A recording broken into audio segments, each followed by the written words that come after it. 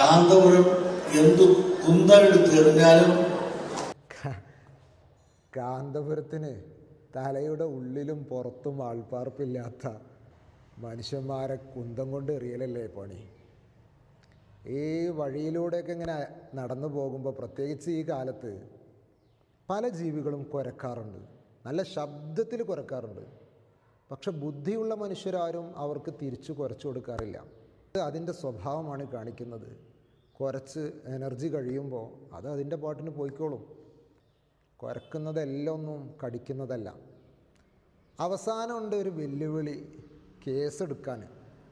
എങ്ങനെ കേസെടുക്കുക? അത് കഴിഞ്ഞിട്ട് അദ്ദേഹത്തെ പുകഴ്ത്തുന്ന മന്ത്രിയെയാണ് നമ്മൾ കാണുന്നത്. ഊർജ്ജസ്വലനായി ഒരു നാട്ടിൽ ചരിത്രം സൃഷ്ടിക്കുന്ന രൂപത്തിലേക്ക്.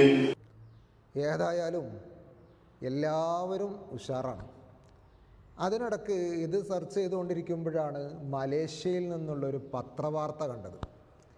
കാന്തപുരം ഉസ്താദിന് അവിടുത്തെ ഏറ്റവും പരമോന്നത ബഹുമതി മലേഷ്യയിൽ വെച്ചുകൊണ്ട് അവിടെ ചീഫ് ഗസ്റ്റായി വിളിച്ചു വരുത്തിക്കൊണ്ട് അവർ നൽകിയിരുന്നു. അത് ഞങ്ങൾക്കൊരു അഭിമാനമായി.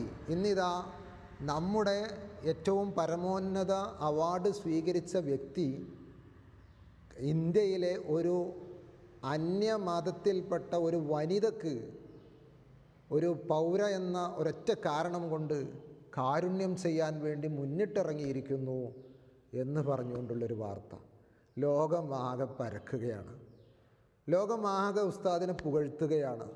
നന്മയെ കണ്ടില്ലെന്ന് നടിക്കാൻ മനുഷ്യനാവില്ല. ആ സമയത്ത് മനുഷ്യരല്ലാത്ത ചില വർഗങ്ങൾ അത് കുറിച്ചുകൊണ്ടേയിരിക്കും. കേൾക്കുകയല്ലാത്ത മറ്റൊന്നും അറിയില്ല. ഒരു ഭാഗത്ത് മൗദൂദികളുണ്ട്, സംഘികളുണ്ട്, ക്രിസംഘികളുണ്ട്, ജാതിയുടെ പേരും പറഞ്ഞ് വേറെ കുറേ എണ്ണവും. ഏതായാലും ആർക്കും ചെയ്യാൻ പറ്റാത്തത് ഒരാൾ ചെയ്യുമ്പോഴുണ്ടാകുന്ന കുശുമ്പും അസൂയയും അതിന് വേറെ മരുന്നൊന്നുമില്ല. പണ്ടൊക്കെ പറയാറുണ്ട് അസൂയക്കും കഷണ്ടിക്കും മരുന്നില്ല എന്ന്. ഇപ്പോൾ കഷണ്ടിക്കുള്ള മരുന്നൊക്കെ കണ്ടുപിടിച്ചു. ഈ സാധനത്തിന് ഇപ്പോഴും മരുന്ന് കണ്ടുപിടിച്ചിട്ടില്ല. അതുകൊണ്ട് ഇങ്ങനെ ഓരോരുത്തർ ജീവിച്ചു പോകുന്നു.